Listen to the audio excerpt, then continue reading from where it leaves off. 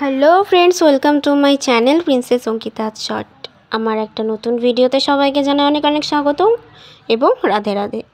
তো দেখো, সকালবেলা ভিডিওটা শুরু করছি বুনুর খাওয়া থেকেই। বুনু এখানে খেতে বসেছে শাক ভাজার পেঁয়াজ দিয়ে। তো বুনু দেখো এখানে ভাত খেয়ে নিচ্ছে আর ও ঢং মারছে বসে বসে। ওর ঢং মারাটাই কাজ। এই যে, আর কালকে তোমাদের যে কোয়াশ ফলটা দেখিয়েছিলাম, সরি ফল না, ওটা এক ধরনের সবজি, ঠাম্মা পরে বললো, তো সেটা ঠাম্মা দেখো কেটে নিয়েছে। এটা দিয়ে চচ্চড়ি রান্না করবে। মাংসের হাড়গুলো ওকে দিয়ে দিবা। এটাকে কি বেশ বলে ভুলে গেলাম। কোয়াশ।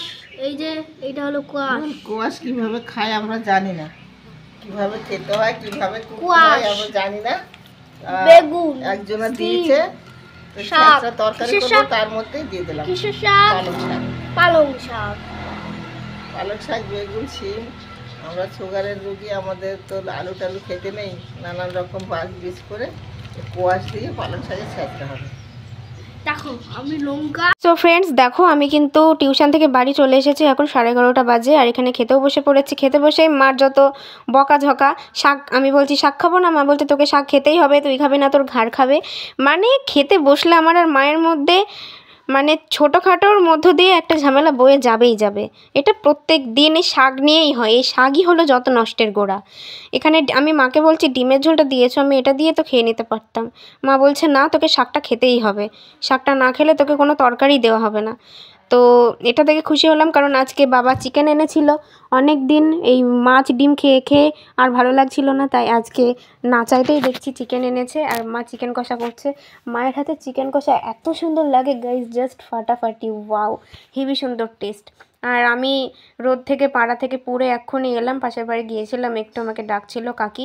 তো ওড়নাটা জড়িয়ে গিয়েছিলাম রোদের জন্য, দিয়ে মা বলছে তোকে পুরো কি বলবো, পুরো তোকে একদম অন্যরকম লাগছে, পুরো সাঁওতালি সাঁওতালি লাগছে। আমি বলছি যা লাগে লাগুক। তো এই যে এখানে দেখো বড়ি শুকোতে দিয়েছে মা, মানে শুকনো বড়ি আবার রোদে দিয়েছে, কারণ আমাদের বড়িটা একটু টক টক লাগছে খেতে। তো তাই মা আবার রোদে দিয়েছে যাতে বড়িটা একটু টক ভাবটা কমে। এই যে এখানে বড়ি রোদে দিয়েছে, এখানে আছে, এখানে আছে। তো আজকে ঘরের পেছন পরিষ্কার হবে। এই যে আমরা কিন্তু ঘরের পেছনে চলে এসেছি। এখানে অনেক আবর জঙ্গল ছিল, সেগুলো আগুনে পুড়িয়ে দেওয়া হলো। আর ওই যে তোমরা আমার দাদুকে দেখতে পাচ্ছ, দাদু হচ্ছে কচু ঝাড়গুলো কেটে দিচ্ছে, মানে কচু বনগুলো। এগুলো হচ্ছে বিষ কচু, বন কচু যাকে বলে। একটুখানি গায়ে ঠেকলে গা চুলকিয়ে মরে যায় গাইজ। আর দাদু যে কিভাবে কচু বনটাকে পরিষ্কার করছে, আমি সেটাই ভাবছি যে দাদুর হাত পা কিছুই চুলকায়নি, অ্যালার্জিও হয়নি। আর সামান্য ওখানে বসে থেকে আমার গা চুলকোচ্ছিল, আমার এত অ্যালার্জি হয়ে গিয়েছিল। আর অ্যালার্জির আমার ধাত আছে, এটা তো তোমাদের বলে দিলাম, আজকে আমার অ্যালার্জির ধাত আছে, ওই জন্য আমি এইদিকে আসি না। আর এখানে দেখো আমি রোদ না সরি, ওই আগুনের তাতের জন্য আমি এখানে ঠাকুমার কম্বলটা নিয়ে ঢেকে বসে আছি এই গরমের মধ্যে।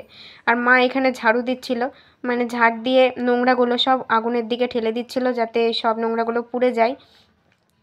আর অনেক সাবধানে আগুনটা জ্বালানো হয়েছিল, কারণ পাশেই তো আম গাছে মুকুল হয়েছে। আম গাছ যদি পুড়ে যায় তাহলে সব আম নষ্ট হয়ে যাবে। তো এই যে আমার ঠাম্মাও চলে এসেছে তোমাদের সাথে বকবক করতে। নাতনি বলছে কিছু বলো, আমার তো বলার কোনো ভাষা নাই, যা জঞ্জাল।